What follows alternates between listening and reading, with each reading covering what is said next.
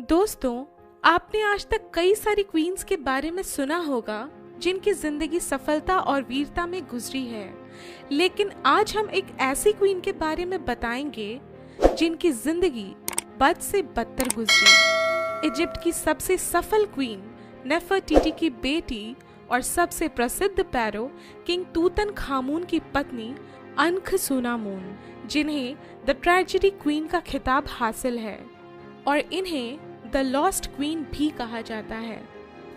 Welcome to the mysteries of the world. अनखसूनामून मिस्र के 18वें राजवंश की महारानी थी, जिनका जन्म 1348 बीसी में हुआ था।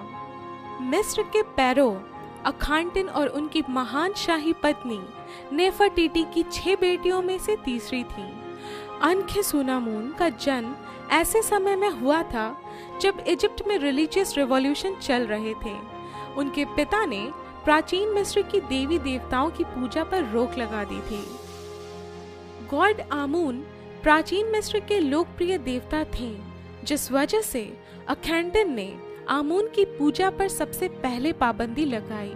वहां के पुजारी भी पैरो से नाराज थे। जन्म के बाद अनखसूनामून का नाम अकेन्सनपार्टेन था, लेकिन बाद में उन्होंने अपना नाम बदलकर अनखसूनामून रख लिया। चूंकि राजकुमारी 6 बहनों में तीसरी थी, तो वो और उनकी 2 बड़ी बहनें सीनियर प्रिंसेस बनी।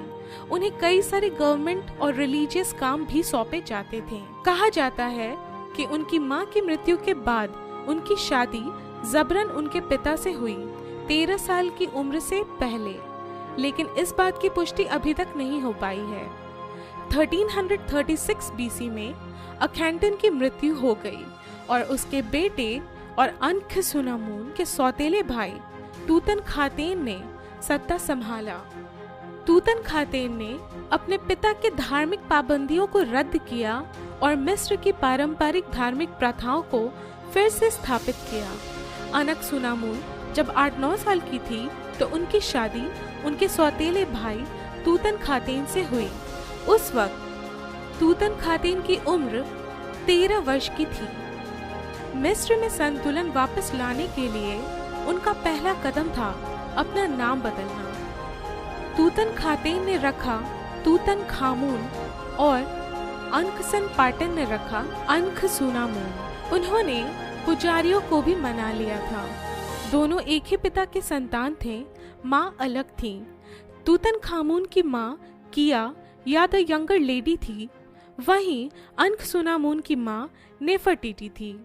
चूंकि पैरो और क्वीन दोनों ही अल्पायु के थे, तो उनके साथ गाइड अय्या और होरेमहेब साथ रहते और किसी भी इम्पोर्टेंट डिसीजन के पहले तूतनखामून और अनखसूनामून इनसे सलाह मशवरा करते। दोनों ने 10 साल तक इजिप्ट पर शासन किया।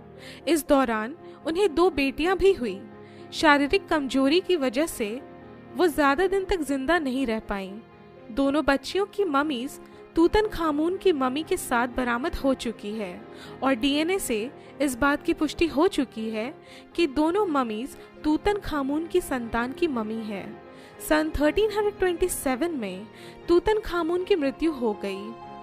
अनखसूनामून को शादी से कोई बेटा नहीं था, जो तूतनखामून के बाद पैरो बनता। इधर अय्या ने धूर्तता से सत्ता हथिया ली थी। उसने अनखसूनामून पर शादी का दबाव डाला, क्योंकि उस समय ये रूल था कि अगर पैरो की मृत्यु हो जाती है तो अपनी सत्ता को लीगलाइज करने के लिए पूर्व पैरो की विधवा से शादी करनी होती थी। लेकिन 23 वर्षीय रानी के दिमाग में अलग योजनाएं थीं। वो अय्या से शादी नहीं करना चाहती थी, जो उम्र में उनसे काफी बड़ा था। अय्या संभवतः अनखसूनामून का नाना था और इसलिए उन्होंने हित्ती राजा सुप्पीलुलियुमा को खत लिखकर मदद मांगा, जो कि हाल में ही पाई गई है। खत में लिखा है, My husband has died and I have no son. They say about you that you have many sons. You might give me one of your son to become my husband.